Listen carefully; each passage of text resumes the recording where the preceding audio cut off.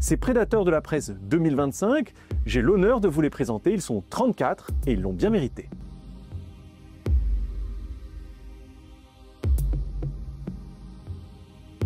Si vous connaissez Reporters sans frontières, vous savez qu'on pense que la liberté de la presse, c'est plus que la sécurité des journalistes.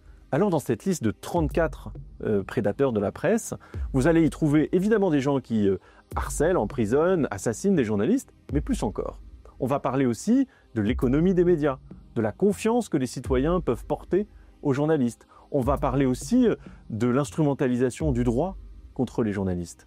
Alors, il y a d'abord des usual suspects, des dictateurs, des dirigeants politiques comme Vladimir Poutine en Russie, comme Aliyev en Azerbaïdjan, comme Ortega au Nicaragua, qui sont devenus maîtres dans l'art de contrôler l'information dans leur propre territoire.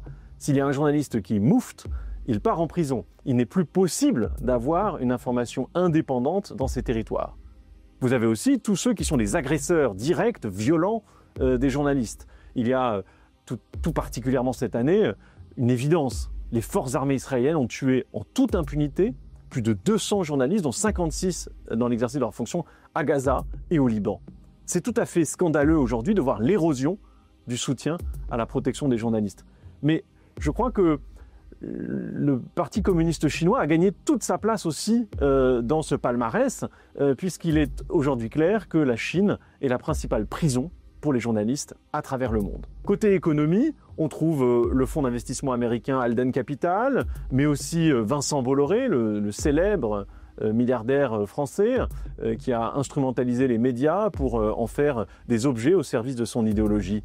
Côté juridique, on trouve des personnalités qui sont peut-être moins connues et qui gagnent, à mon avis, à être connues, comme par exemple le procureur adjoint du Cambodge, qui persécute les journalistes à répétition, ou Recep Tayyip Erdogan, le président turc, qui a fait de l'injure au président une façon de matraquer la presse à coups de procès à répétition.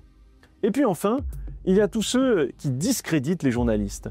Une pseudo-ONG israélienne comme Honest Reporting qui va à répétition dire que les journalistes palestiniens ne seraient peut-être au fond que des activistes gagnés au Hamas. Tout ça est absolument scandaleux. Vous avez aussi Elon Musk, par exemple, qui, non content d'être devenu une sorte d'extension de l'administration Trump dans la première partie du mandat, est devenu aussi un des plus grands haters des journalistes. C'est plus de 3 posts par jour qui est destiné à décrédibiliser les médias d'information.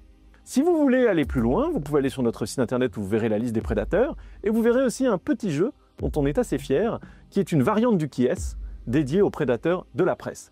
On a essayé d'être dans une forme d'humour pour essayer de susciter l'intérêt, pour susciter aussi une forme d'indignation, parce que tout ce que font ces gens est absolument révoltant. Alors, une fois de plus, il n'y a pas de fatalité, le combat pour le journalisme peut être gagné, il suffit de mettre en place des politiques publiques qui permettent de lutter contre l'impunité, il s'agit de traduire devant des tribunaux tous ces acteurs malveillants dont on vient de parler. On va continuer ce modèle-là parce que je crois qu'il y a quelque chose qui aujourd'hui est nécessaire, c'est de rappeler qui est responsable, et je crois que nous avons vocation à étendre cette liste. Et je vous annonce déjà que, à mon avis, Donald Trump fait figure de meilleur espoir masculin pour l'année prochaine. Je vous remercie.